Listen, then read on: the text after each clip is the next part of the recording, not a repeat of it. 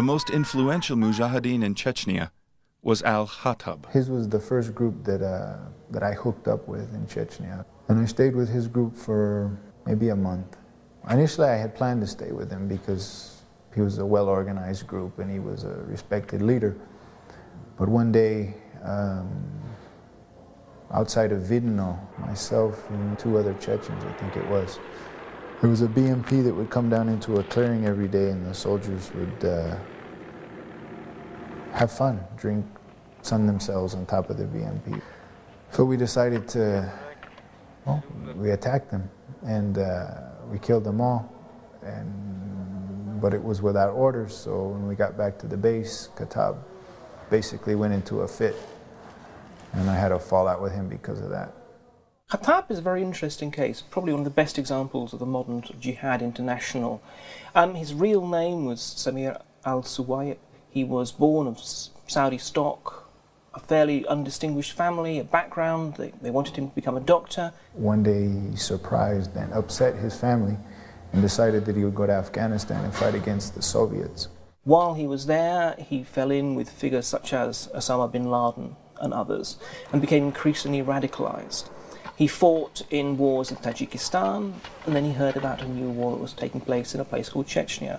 Khattab told me he was in Germany to take care of his wounds. And there he heard about Chechnya. He didn't even know that the Chechens are Muslims until he saw it on TV.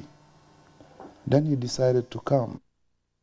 He ended up close to Shamil after Budianovsk.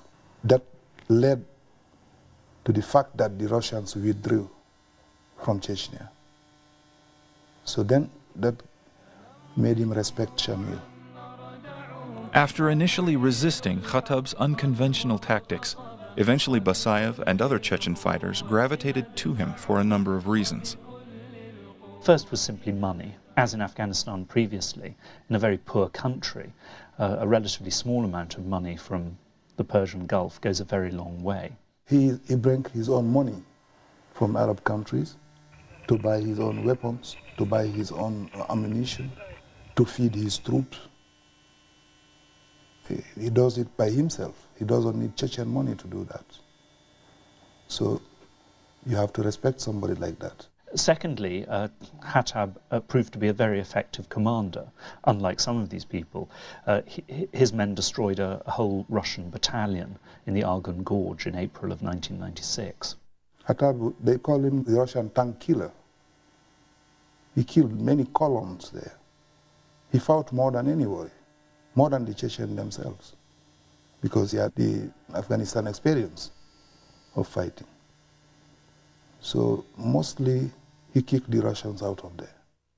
Thirdly, though, I think there was the fact that, and this is not just true of the Chechens, but for many other Muslim peoples around the world who feel frankly completely abandoned. Nobody is helping them. You know, they're under some kind of what they regard as brutal occupation. The fact that these volunteers come from the heartland of the Arab world and they come and they fight and die in these conflicts does give them enormous prestige and influence. Khattab certainly influenced Shamil Basayev. Originally, Shamil Basayev was motivated primarily by Chechen nationalism. Islam is strong in Chechnya, but it's always been a fairly undogmatic kind of Islam.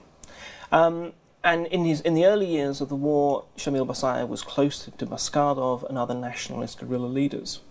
However, it's clear that Khattab had quite a strong influence on him, bringing him closer and closer to the ultra-Islamic wing. He was Basayev's right-hand field commander. To a certain extent, he was on his own, but he respected the Chechen culture and the customs, so that he understood that he had to take orders from some type of Chechen. So he took orders from Basayev and only Basayev. The close bond between Basayev and Khattab created a union between the most popular Chechen field commander and the most influential Arab jihadist, and would support the perception that the Chechen independence movement may have been hijacked by militant Islam. The total numbers, I think, of jihadis in Chechnya at the very outside were always in the low hundreds. Today there may be only a very few left. But it was never the thousands that Russian propaganda alleged. But as I say, their influence was out of proportion to their numbers. Khattab's group, he had maybe 20 Arabs at that time, and the rest of his group was Chechens, total of maybe 70 people at that time, in 95. He has some Arab fighters with him. The Arabs are from different countries. Some are Egyptians, some are from Iraq, Jordan, and Saudi. А так, это издалека, за границей, человек 100, не 100 даже, может, не был. Где-то около 100 человек так было. In the relative calm of the interwar period, many foreign fighters and followers of Wahhabism, including Khattab, remained in Chechnya. With no common enemy, the differences between the various factions of Islam became more pronounced. Wahhabism is a particularly extreme form of Islam. In the context of Chechnya, it's an essentially alien force. Wahhabism is not natural to the Chechen people. It doesn't fit in with their traditional views of Islam and their traditional religious hierarchies and so forth. It's very much something that has been brought in by outsiders, and frankly it has very, very little constituency within Chechnya. The number of Wahhabis in Chechnya, if it's 1%, I'd be surprised. The point is they are disproportionately concentrated within the sort of people who are fighting and launching terrorist attacks. But first-hand accounts downplay the schism between this new transplanted Islam and the religion practiced by the Chechens.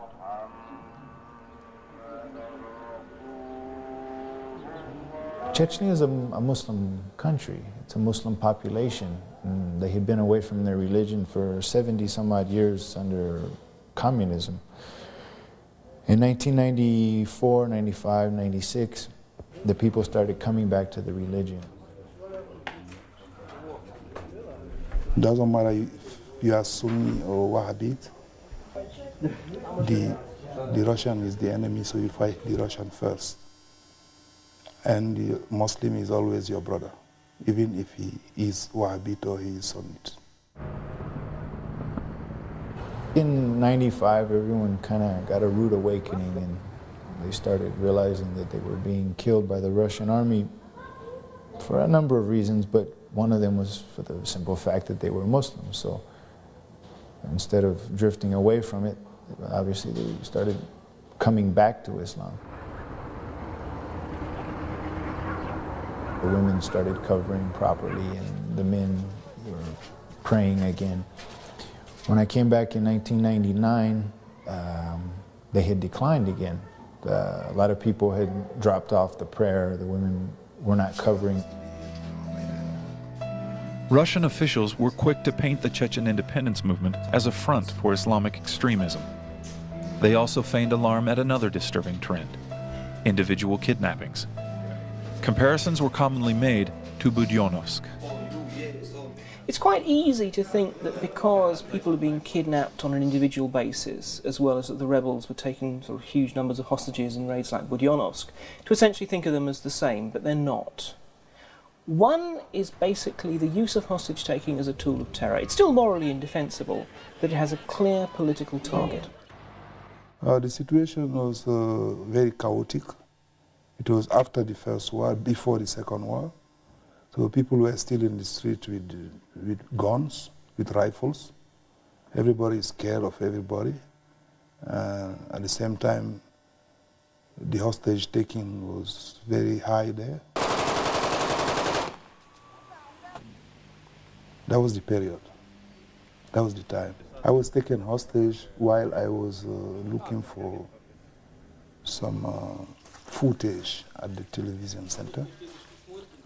And I was taken to the mountains. I was threatened. Actually, they accused me of being a spy, working either for Russians or for Americans. And they put the gun on my forehead and they fire a few inches away. They put me in a hole with cold water in the winter until I lost consciousness. So it was a very harsh experience. But fortunately, Shamil found out where I was and went and he took me out of there at gunpoint. The kidnappings in Chechnya from 1997 to 1999 fell into different categories. Most of them were purely criminal. They were just to raise money for warlords and bandit chiefs. That said, I mean, it had a political aspect. I mean, a bandit leader like Arbi Barayev was also a political force. He was trying to raise money to turn himself into a bigger warlord. Then there were the more explicitly political kidnappings.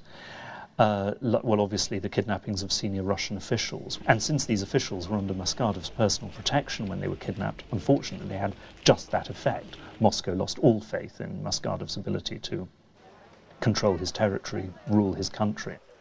And then there were categories somewhere in between, which may include some of the kidnappings and murders of Westerners.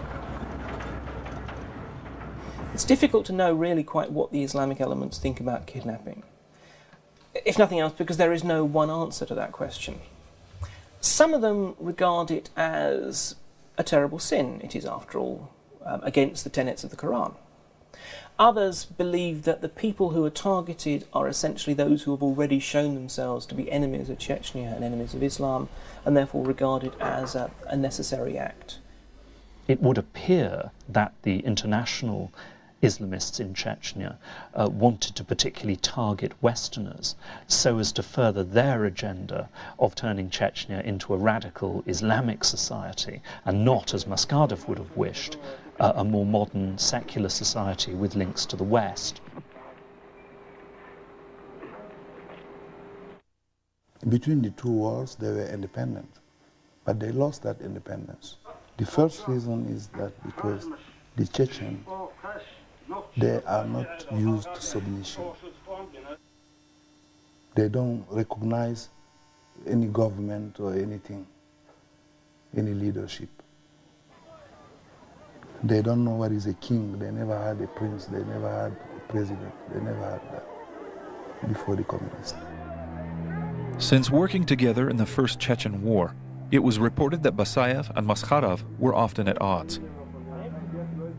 Basayev considered Maskhadov's rule un-Islamic, and Maskhadov had indicated a willingness to bring Basayev to justice.